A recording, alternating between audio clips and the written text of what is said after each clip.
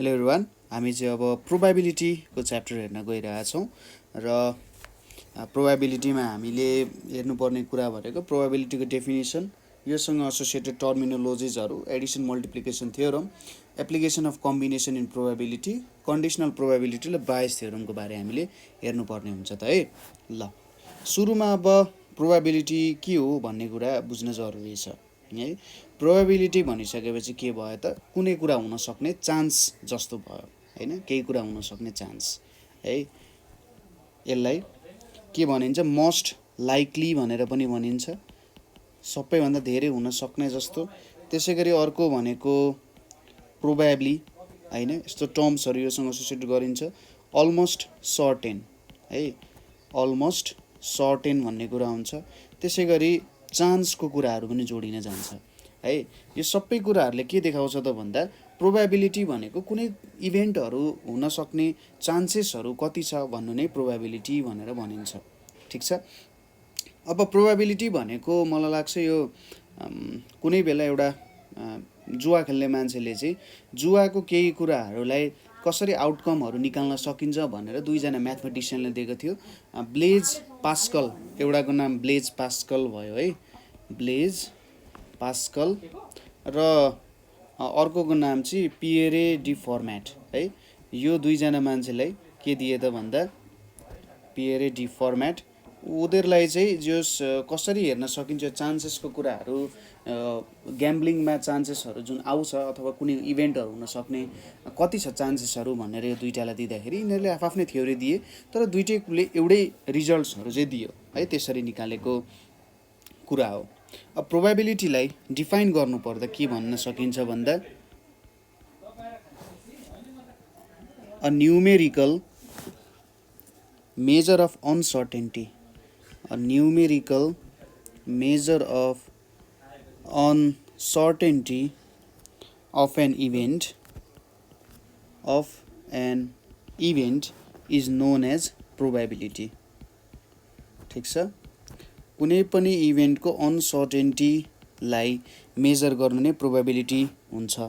अब यसको एप्लिकेसन्सहरू भनेको तपाईँहरूलाई थाहा छ, त्यो चाहिँ economics, business, engineering, social science, त्यसै गरी अरू आफ्नो डेली इभेन्ट्सहरूमा पनि प्रोबेबिलिटीलाई युज गर्न सकिन्छ।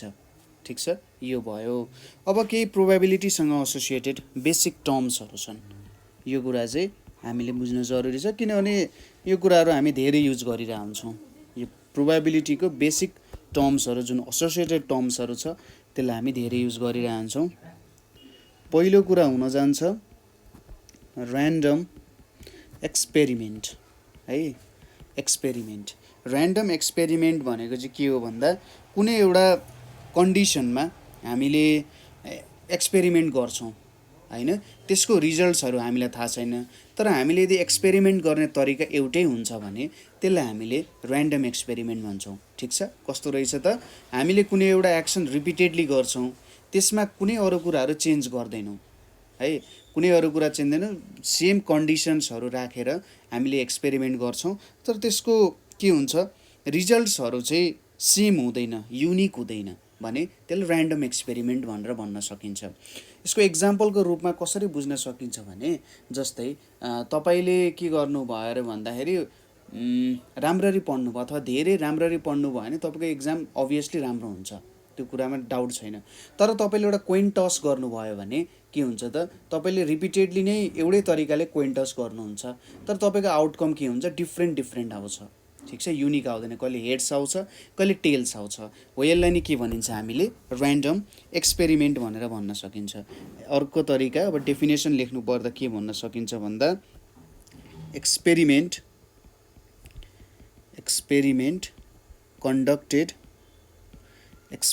conducted under homogeneous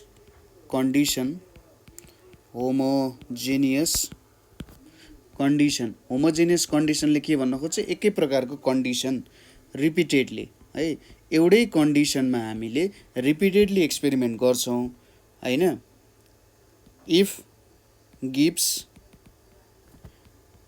results or outcomes which are not unique but may be one of possible outcomes। ठिक छ, यहीलाई नि के भनिन्छ, ऱ्यान्डम एक्सपेरिमेन्ट भनिन्छ। जस्तै हामीले कोइन टसको कुरा गऱ्यौँ, त्यसै गरी डाइसहरू रोल गरिन्छ नि, हो यो डाइसको रोल गर्नु पनि के हुन जान्छ त, एउटा ऱ्यान्डम एक्सपेरिमेन्टै हुन जान्छ।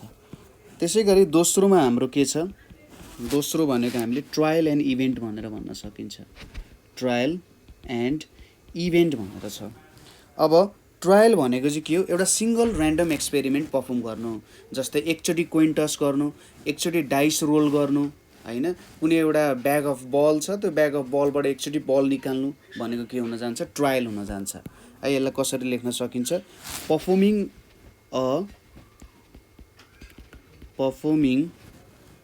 A single random experiment, single random experiment is called trial भन्न सकिन्छ। ठिक छ, र आउटकम भनेको के हो त, अब इभेन्ट जुन छ हाम्रो, इभेन्ट भनेको चाहिँ outcome or combination, outcome or combination of outcomes of an experiment, combination of outcomes of an experiment is called an event भनेर भन्न सकिन्छ। ठिक छ, बुझ्यो। जस्तै हामी ट्रायल पर्फर्म गर्छौँ, ट्रायलको रिजल्ट नै के हुन जान्छ त, हामीले इभेन्ट भन्न सक्छौँ। ठिक छ, जस्तै यदि हामीले कुनै इभेन्ट एकदम स्योर छ हुने, है, जस्तै मलाई पिट्दा अथवा मलाई कुनै कुराले ढुङ्गाले हान्यो भने मलाई चोट लाग्छ, होइन, ढुङ्गा हान्नु भनेको ट्रायल हो भने चोट लाग्नु आउटकम भनेको इभेन्ट हो त्यो भनेको। जस्तै कुनै एउटा इभेन्ट, कुनै एउटा ट्रायल भयो, त्यो ट्रायल पछि हुने जुन आउटकम छ, यदि त्यो स्योर छ भने त्यसलाई सर्टेन इभेन्ट भनिन्छ। यदि इभेन्ट स्योर छैन भने, होइन, सर्टेन छैन भने त्यसलाई हामीले इम्पोसिबल भन्छ। जस्तै हामीले कोइन टस गऱ्यौँ भने हेड र टेल आउन सक्छ, होइन, तर त्यहाँनिर 1 2 3 4 5 6 त आउँदैन, होइन, त्यो भनेको चाहिँ इम्पोसिबल इभेन्टहरू भन्न सकिन्छ। त्यसै गरी थर्डमा के छ हाम्रो, थर्डमा एक्जस्टिभ केसेस भनेर छ, एक्जस्टिभ केसेस भनेर छ। अब एक्जस्टिभ केसेस भनेको चाहिँ के हो त भन्दा, total number of possible outcomes of random experiment, total number of possible outcomes of a random experiment. ठिक छ, के आउन सक्छ त्यसलाई नै हामी के भन्छौँ त, एक्जस्टिभ केसेसहरू भन्न सकिन्छ। जस्तै हामीले एउटा कोइन टस गऱ्यौँ, ठिक छ, कोइन टस गऱ्यौँ एउटा एकचोटि अथवा एउटा कोइन टस गऱ्यौँ भने त्यहाँबाट आउन सक्ने भनेको हेड र टेल हो। ठिक छ, यो के भयो त, एक्जस्टिभ केसेस भयो। त्यसै गरी दुईवटा कोइनलाई टस गऱ्यौँ, एकैचोटि टस गऱ्यौँ भने के आउन सक्छ, दुईटैमा हेड पनि आउन सक्छ, हेड टेल पनि आउन सक्छ, टेल हेड पनि आउन सक्छ, र टेल पनि आउन सक्छ। यो भयो दुईवटा कोइन टसको एक्जस्टिभ केसेसहरू। ठिक छ, त्यसै गरी एउटा डाइसलाई रोल गरियो भने के आउन सक्छ त्यसमा, 1 2 3 4 5 6 जुनै पनि एउटा कुरा आउन सक्छ, त्यसलाई हामीले के भन्छौँ, एक्जस्टिभ केसेस भन्न सक्छौँ। नेक्स्ट के छ हाम्रो, mutually exclusive events, MUTUALLY, mutually exclusive events. अब म्युचुअल्ली एक्सक्लुसिभ इभेन्ट्स भनेको चाहिँ कस्तो हो भन्दा, जस्तै तपाईँले एक्सपेरिमेन्ट गर्दा हेड आयो, है, कोइन टस गर्दाखेरि हेड आयो भने टेल त आउन सक्दैन, हेड आइसकेपछि टेल आउन सक्छ, आउन सक्दैन। त्यसै गरी डाइस रोल गर्नुभयो भने यदि 1 आयो भने अरू 2 3 4 5 6 त आएन नि, 2 आयो भने 1 3 4 5 6 आएन, 6 आयो भने 1 2 3 4 5 आएन। हो, म्युचुअल्ली एक्सक्लुसिभ इभेन्ट्स भनेको चाहिँ कस्तो हो भन्दा, एउटा आउँदा अर्को नआउने। ठिक छ, दुइटै साइमल्टेनियसली आउन सक्दैन, होइन, एउटा आयो भने अरू इभेन्ट्सहरू चाहिँ नआउनुलाई नै के भन्छ, म्युचुअल्ली एक्सक्लुसिभ भनेर भन्न सकिन्छ। ठिक छ, यसको डेफिनेसन तपाईँहरूले मसँग लेख्दै जानु होला, 2 or more events, 2 or more events are said to be mutually exclusive if the happening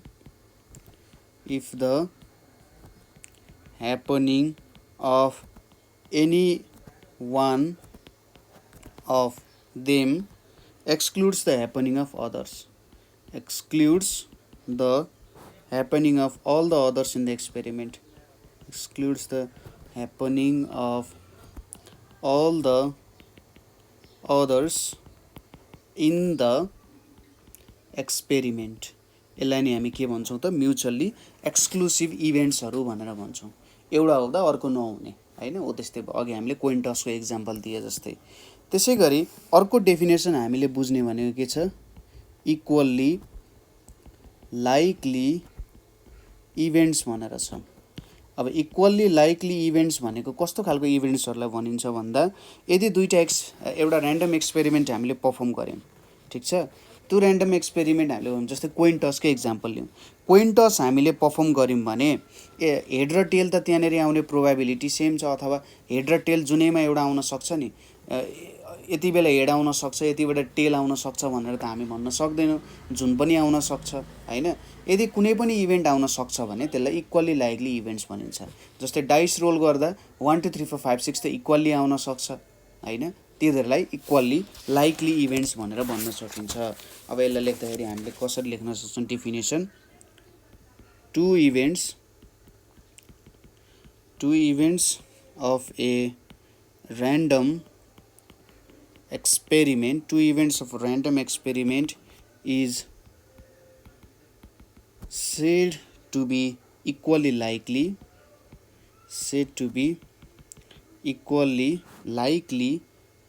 if the chance of occurrence in a trial is equally distributed। ठिक छ, यसले के भन्यो त भन्दा, यदि हामीले ऱ्यान्डम एक्सपेरिमेन्ट पर्फर्म गऱ्यौँ, ऱ्यान्डम एक्सपेरिमेन्ट पर्फर्म गरेर यदि त्यहाँ भएको इभेन्ट्सहरू हैन, त्यहाँ भएको जुन इभेन्ट्सहरू छ तिनीहरू आउने प्रोभाबिलिटी इक्वल्ली डिस्ट्रिब्युटेड भनेको जुनै पनि आउन सक्छ भन्नु नै के हुन जान्छ त, इक्वल्ली लाइकली इभेन्ट्स हुन्छ। जस्तै एउटा कोइन टस गऱ्यो भने हेड र टेल आउन सक्ने प्रोभाबिलिटी सेम हुन्छ है। अर्को छ हाम्रो favourable number of cases, favourable number of cases भनेर छ। अब फेभरेबल नम्बर अफ केसेस भनेको चाहिँ जस्तै हामीले कुनै एक्सपेरिमेन्ट पर्फर्म गऱ्यौँ हैन, कुनै एक्सपेरिमेन्ट पर्फर्म गऱ्यौँ भने त्यहाँनिरबाट हामीलाई चाहिने, ठिक छ, जस्तै कोइन टस गर्दाखेरि हामीले हेड चाहिएको छ भने त्यो एउटा फेभरेबल केस भयो, ठिक छ, बुझ्यो कुरा। जस्तै कुनै एउटा एक्सपेरिमेन्ट गरियो, डाइस थ्रो गरियो, त्यो डाइसमा हामीले यदि 1 आउने केस हाम्रो खोजिरहेछौँ भने कतिवटा चाहिँ 1 आउँछ होला, हामीले 6 चोटि डाइस रोल गऱ्यौँ भने कतिवटा 1 आउँछ होला भनेर हेर्नु नै के हुन जान्छ त, फेभरेबल नम्बर अफ केसेसलाई बुझाउन सकिन्छ। जस्तै एउटा डेक अफ कार्ड छ, तासको गड्डी छ, त्यहाँनिर किङ आउन सक्ने केसेस के हुन्छ, 4वटा किङ छ भने चाहिँ नम्बर अफ फेभरेबल केसेस कति भयो, 4 भयो। त्यहाँनिर 13वटा इट्टाको पत्ती छ भने 13 चाहिँ कति भयो, इट्टा आउने फेभरेबल केस भयो। त्यसै गरी रेड कार्ड आउने भनेको त्यहाँनिर 2 प्रकारको पाना र इट्टाको रेड कार्ड हुन्छ नि भने चाहिँ 26 के भयो त, फेभरेबल केसेस भयो। त्यसैले यसलाई डिफाइन गर्दाखेरि हामीले के लेख्न सक्छौँ भने यहाँनिर the number of cases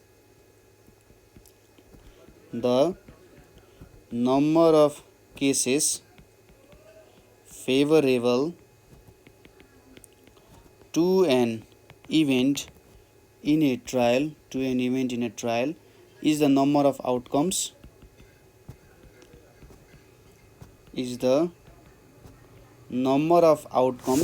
which entail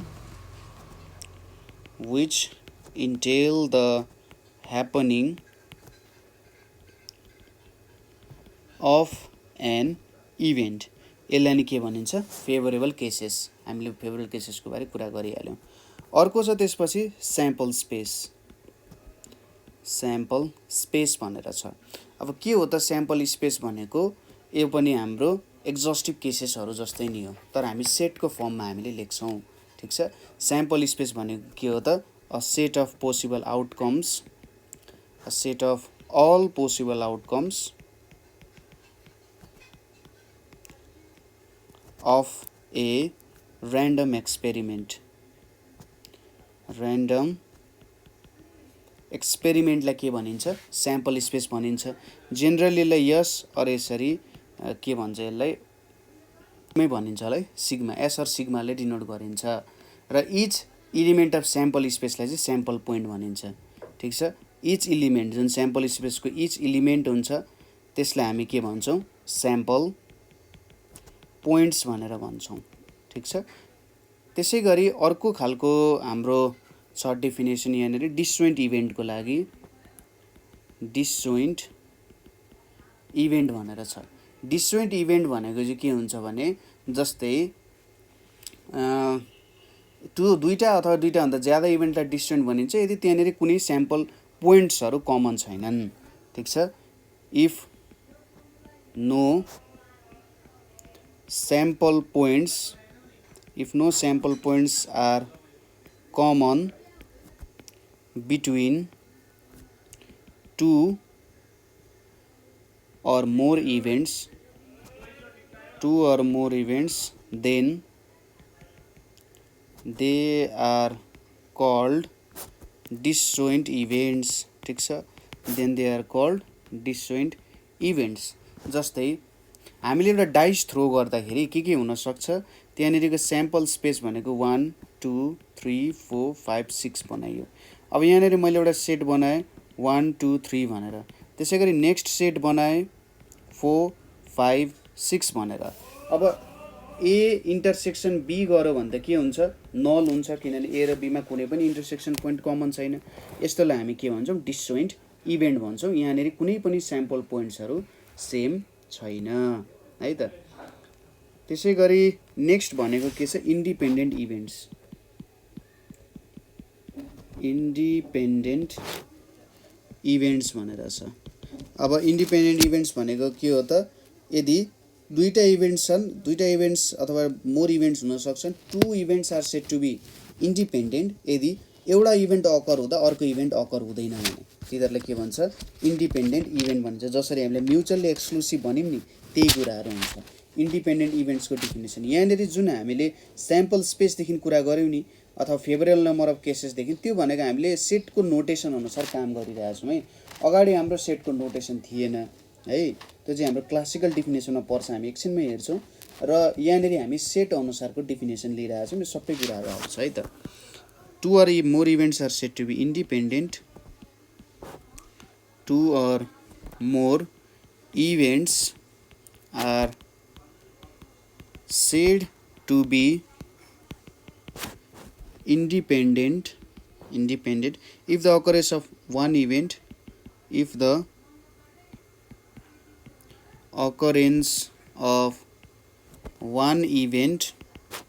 does not affect the occurrence of other, doesn't affect the occurrence of the other है। यिनीहरूलाई चाहिँ इन्डिपेन्डेन्ट इभेन्ट्स भनेर भन्न सकिन्छ। ठिक छ। म्युचुअल्ली एक्सक्लुसिभ जस्तै यहाँनिर अर्को एउटा एक्स्ट्रा कुरा आउँछ डिपेन्डेन्ट इभेन्ट्स भनेर पनि छ। डिपेन्डेन्ट इभेन्ट्स भनेर छ। डिपेन्डेन्ट इभेन्ट्स भनेको के हो त? एउटाको अकरेन्सले अर्कोलाई एफेक्ट गर्छ। जस्तै यहाँनिर यसरी लेख्न सकिन्छ, यही हाम्रो माथिको डेफिनेसन जुन छ यसलाई मैले यता कपी गरेँ। Two or more events are said to be के भन्न सकिन्छ? Dependent if the occurrence of one event does affect the occurrence of the other. ठिक छ। ठ्याक्कै उल्टो, माथिको डेफिनेसनभन्दा उल्टो। अब यसको इक्जाम्पल के लिन सकिन्छ होला? जस्तै हामीले के गर्यौँ अरे भन्दा हामीले एउटा बक्स छ, यो बक्समा विभिन्न कलरको बल्सहरू छ है, विभिन्न कलरको के छ? बल्सहरू छ। यहाँनिर यसरी राखियो, यो भयो, त्यसै गरी अर्को यो बल भयो र यसरी। अब मैले एउटा कुनै बल झिकेँ, ठिक छ। सपोज मैले यसो घोल्दै गर्दा यो एउटा बल झिकेँ भने यो बल झिकिसकेपछि अब मैले सपोज यो बल निकाल्ने प्रोबेबिलिटी, व्हाइट बल निक्लिने प्रोबेबिलिटी हेऱ्यो भने त प्रोबेबिलिटी बढ्छ, किनभने यहाँनिर त अब 4वटा मात्रै बल छ नि त, पहिले 5वटा बल थियो, 5वटा बलमा व्हाइट निक्लिने प्रोबेबिलिटी जति हुन्थ्यो अब 4वटामा त घट्न जान्छ। भनेपछि यहाँहरुको केस के पनि सोच्नुपर्छ नि, मैले यो बल फेरि ब्याक राख्दिनँ, ठिक छ, रिप्लेस गर्दिनँ। रिप्लेस भनेको फेरि त्यही बक्सामा राख्दिनँ भने त्यहाँनिर के बुझ्न सकिन्छ हामीले, यो चाहिँ एउटा डिपेन्डेन्ट इभेन्ट हो। त्यसैगरी सपोज अब मैले यहाँनिर के हेरेँ त, येलो बल निकाल्ने प्रोबेबिलिटी हेरेँ भने सपोज मैले एकचोटि यहाँनिर के निकालेँ, व्हाइट बल पनि निक्लियो, रिप्लेस गरिनँ भनेपछि अब यो जुन येलो बल छ यो येलो बल निक्लिने प्रोबेबिलिटी त बढ्छ। भनेपछि यदि एउटा इभेन्टको अकरेन्सले अर्को इभेन्टलाई अकर गर्छ, एफेक्ट गर्छ भने त्यस्तोलाई हामी के भन्न सक्छौँ, डिपेन्डेन्ट इभेन्ट्स भनेर भन्छौँ है। नेक्स्ट हेरौँ अब कम्पाउन्ड इभेन्ट्स भनेर छ, कम्पाउन्ड इभेन्ट भनेर छ। कम्पाउन्ड इभेन्ट भनेको चाहिँ कस्तोलाई भन्छ त भन्दा, an event which can be decompose into a collection of simple events, ठिक छ, त्यसलाई हामी कम्पाउन्ड इभेन्ट्स भनेर भन्न सकिन्छ। जस्तै यसको एक्जाम्पल भनेको के हुन सक्छ, जस्तै यहाँनिर म डेफिनेसन लेख्छु त्यसपछि बुझिन्छ। An event which can be decomposed into a collection of simple events which can be decomposed into collection of simple events, collection of simple events भनेको कम्पाउन्ड इभेन्ट्स हो। जस्तै यसको लागि मैले के गरेँ, दुईटा कोइन लिए है, यो एउटा कोइन भयो, त्यसैगरी अर्को एउटा कोइन लिए, यो दुईटाको कोइन टस हेर्न गइरहेको छु मैले। यो दुईटालाई कोइन टस गर्दा हाम्रो टोटल स्याम्पल स्पेस के आउन सक्छ, हेड आउन सक्छ, हेड टेल आउन सक्छ, टेल हेड आउन सक्छ, अनि यो टेल टेल आउन सक्छ, ठिक छ। यो त भयो हाम्रो स्याम्पल स्पेस, ठिक छ, यो स्याम्पल स्पेस भयो। अब मैले एउटा एउटा टुक्रा गर्न सक्छु कि सक्दिनँ। पहिलोचोटि हेर्दा के आयो रे, सपोज मैले E1 भनेर लेखेँ, पहिलोचोटि हेर्दा हेड आयो रे, दोस्रोचोटि गर्दाखेरि के आयो रे, हेड टेल आयो, तेस्रोचोटि गर्दा के आयो, टेल हेड आयो, त्यसैगरी चौथो पटक गर्दा के आयो त, टेल टेल आयो। भनेपछि यो एउटा जुन ठुलो इभेन्ट छ मेरो अथवा स्याम्पल स्पेस छ, यो त 4वटा इभेन्टले मिलेर बनेको रहेछ हैन। कि त पहिलो इभेन्टमा हेड आउन सक्छ, कि अर्कोमा हेड टेल आउन सक्छ, कि अर्कोमा टेल हेड आउन सक्छ, र फाइनल्ली टेल टेल पनि आउन सक्छ। हो यसरी जब मैले इभेन्ट्सहरू हेर्छु यसले के बुझाउँछ त भन्दा 4वटा इभेन्ट मिलेर एउटा मेरो स्याम्पल स्पेस क्रिएट भएको रहेछ। हो यसलाई नै हामीले के भन्न सक्छौँ त, यही कुरालाई हामीले कम्पाउन्ड इभेन्ट्सहरू भन्न सकिन्छ। एउटा ठुलो इभेन्ट अथवा स्याम्पल स्पेस चाहिँ सानो सानो मिनी इभेन्ट्सहरू मिलेर बनेको छ भने त्यो भनेको हाम्रो कम्पाउन्ड इभेन्ट भयो है। अब अर्को डेफिनेसन छ हाम्रो कम्प्लिमेन्टरी इभेन्ट भनेर, कम्प्लिमेन्टरी इभेन्ट भनेर छ।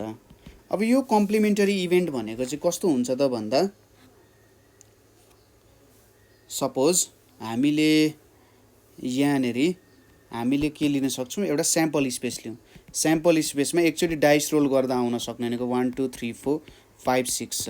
यहाँबाट मैले एउटा सानो इभेन्ट लिएँ 1 2 3 आउने। अब मैले यिनीहरूको बिचको डिफ्रेन्स लिए, ठिक छ, यस माइनस ए सिमेट्रिक डिफ्रेन्स लिए भने यहाँनिर के आउँछ त 4 5 6 आउँछ। यो भनेको त ए कम्प्लिमेन्ट हो कि होइन। ए कम्प्लिमेन्ट भनेको यहाँनिर सपोज यहाँनिर स्याम्पल स्पेस छ, ए भित्र के छ त मेरो, यहाँभित्र 1 छ, यहाँभित्र हाम्रो 1 छ, 2 छ अनि 3 छ। अनि यो ए बाहिर के छ हाम्रो, ए बाहिर 4 छ, 5 छ, 6 छ। भनेपछि यो के भयो त, यो टोटल हाम्रो स्याम्पल स्पेस भयो र यो यस माइनस एले ए को कम्प्लिमेन्ट दियो। यिनीहरूलाई नै कम्प्लिमेन्टरी इभेन्ट्सहरू भनिन्छ, ठिक छ। ए र ए ड्यास भनेको, ए र ए बार, ए र ए को कम्प्लिमेन्टहरू नै के हुन जान्छ, कम्प्लिमेन्टरी इभेन्ट्सहरू हुन जान्छ। जस्तै हामीले सेटमा कम्प्लिमेन्ट्स अफ सेट्स भनेर झिक्थ्यौँ नि है, सेटको अपरेसनहरू गर्दा हामीले विभिन्न कम्प्लिमेन्ट अफ सेटहरू भनेर निकाल्थ्यौँ, त्यो नै हाम्रो के हुन जान्छ त, कम्प्लिमेन्टरी इभेन्ट्सहरू हुन जान्छ, ठिक छ। यति कुरा बुझियो होला है।